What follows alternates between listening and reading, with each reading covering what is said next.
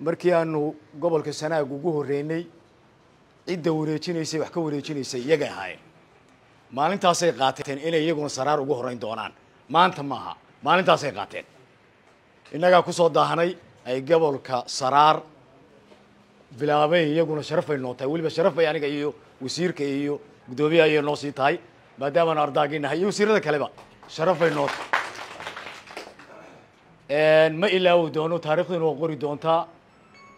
ninkii team beera iyo ninkii timir beeraba ninkii team beera iyo ninkii timir beeraba qaranku indho qura inuu yeelayo waa ogyahay sida hagar la'aanta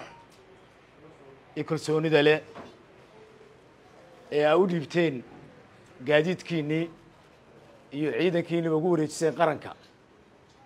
sharaf bay idin tahay qarankana sharaf ay u tahay deegaankana sharaf ay u tahay madaxweyne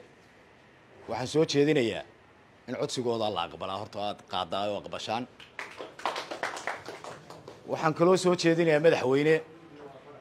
oo aan ku raacsanahay deegaanku baahiyo badan buu leeyahay sida laga dhawaajiyay anna waa ka warogay waxbaan ka ogahay iyagana in taageero isku guntili baa leeyahay maadaama ay gobolka Saraar ugu horeeyaan horumarkooduna inuu ugu horeeyo gobolka Saraar inay ugu horeysaa intaana madaxweyne waa sababtoo ah ninka inoo soo hornaqsada